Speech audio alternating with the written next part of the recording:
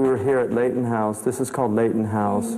And he was a lord, wasn't he? Lord Leighton, yeah, Lord Leighton. Frederick Leighton. He was a painter, and very intrigued by Muslim architecture and art. But we're with Karima bint Dawood, and you're actually, you have a very interesting story, which is why we wanted to talk to you today.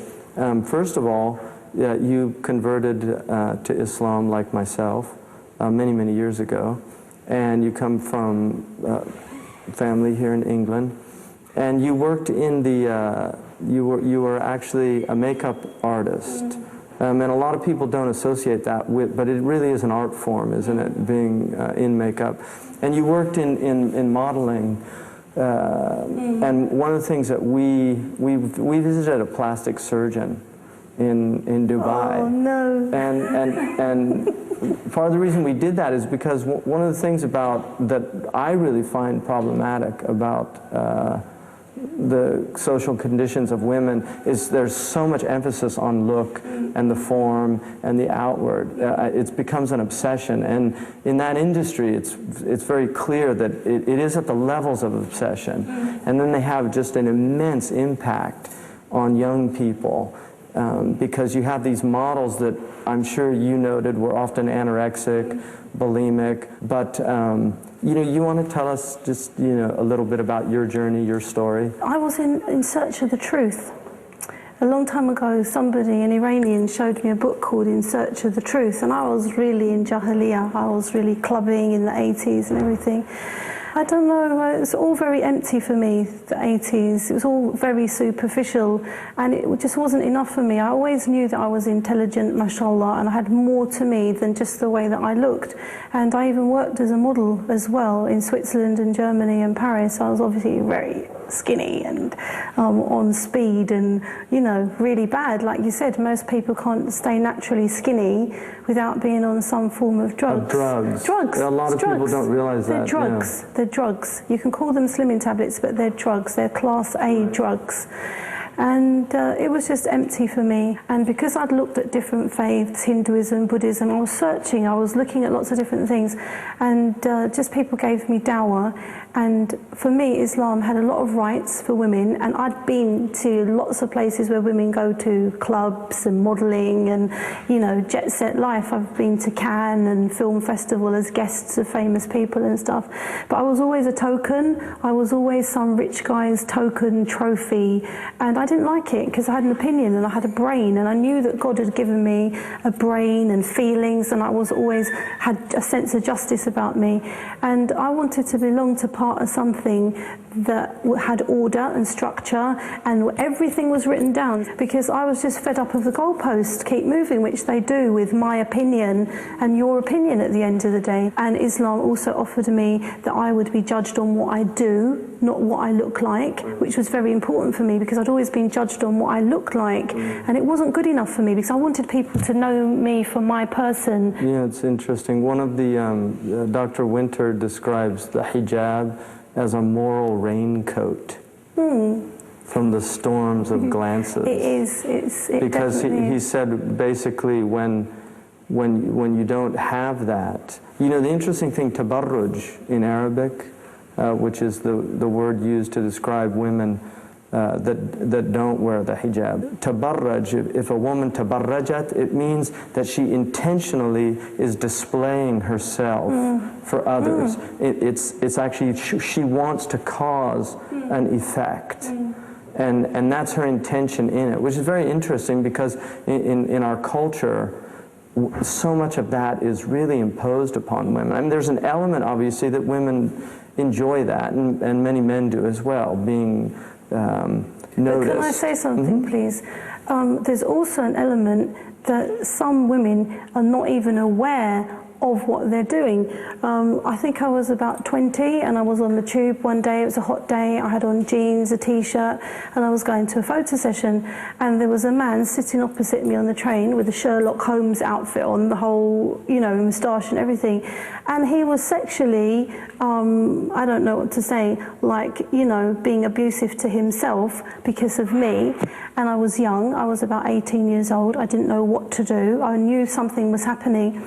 And I got to the studio, because I used to do makeup then, and I was really angry, I was really annoyed, and I said, I'm only wearing jeans and a t-shirt. You know, the jeans were sprayed on, they were so tight, you could see everything. The t-shirt, you could see my tummy. Right. So I was like, why is a man getting excited about me? These are just jeans, I'm just wearing jeans. And because of the culture and maybe parenting, some young people, particularly young girls, are not aware of the effect that they're having. Some are. In a lot of the social sciences, they've shown that men are far more interested in objects and women are far more interested in actual inner communication and process. My wife told me yesterday that she was driving in the car, and my son's only 14, but he's got quite an extensive vocabulary.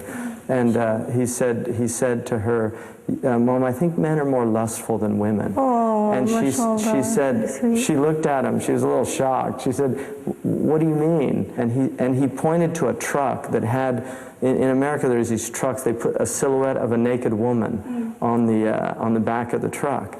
And he said, a woman would never put a naked man on the back of her car. For me, I really see Islam and the teachings of the Prophet ﷺ as an antidote to so much of this madness, because there is a type of madness.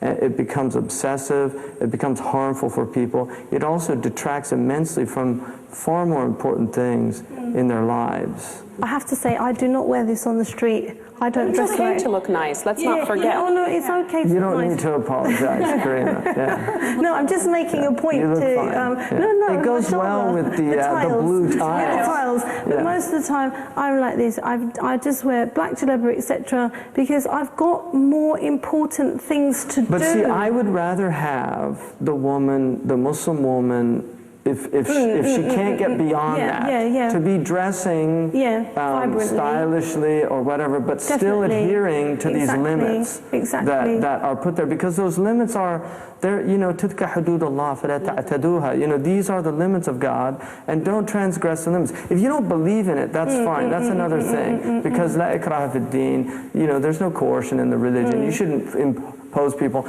I'm also quite, you know, especially in the West, with women who aren't wearing the hijab, I've found some women who do not wear the hijab to be far more devout and far more committed to Islam than many women that I've met that wear the hijab. And I say that without any hesitation. I mean, I really have met, it's a level of commitment. There's some people that don't realize that, you know, that it is something that is, I wouldn't say it's central to the deen, but it's certainly, if you look at an orange, the purpose of the skin is to protect the fruit. Exactly. And so the hijab is, to me, it's like that. It's just a protection, but also males. I mean, men, I don't wear tight pants, and I really don't think men should do it as well, or, you know, tight clothes. I don't wear short sleeve shirts. I don't have a problem with men who do, but you know, I was taught that men should dress modestly. Well, what was it like for you? I mean, you were really wrapped up in this world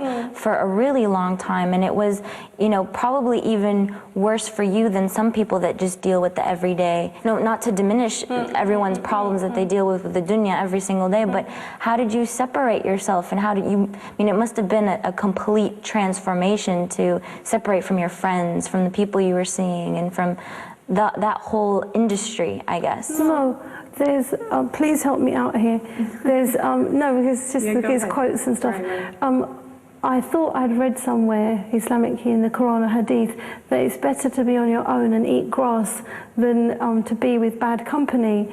So I remember this, and these type of things are the words of Allah. They're from God. They're not from, you know, anybody, human being. They're from God, and they're there for a reason, and they're things for us to hold on to when the wind is blowing, you know, for us to hold on tight to these things.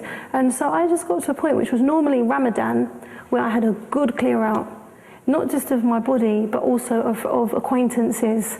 And before, it was interesting to come home and see there were no messages on my voice machine, because I told certain people, please, there's a line here and don't go over this line, you know, and who do you think you are? And then that's shaitan whispering, who do you think you are? You know, you're a noble human being. And I think that's one of the things we've lost. or losing some of the Muslims, this concept, I would like you, nobility. Every prophet has come to teach us to be noble. If you ask most Muslims, what does it mean? What does noble mean? What does it mean? They tell you about cars, big flat screen TVs. You know what, for me, these people are miskeen. They're miskeen for me because their heart is miskeen, their heart is poor, and they have all these things, lots of things. You know, one of the most noble, it was so beautiful, I'll just give you an example of this. When I took my boys to visit Hamza at Uhud, we went to say salam, and when they finished, they had a little man there who was selling little sweets, and so I wanted the kids to have a nice experience. So I gave one of my boys 5 riyals, and I said, go buy some sweets, and I said, just give the man the change. So they went and they got the sweets, and the man he refused to take the change.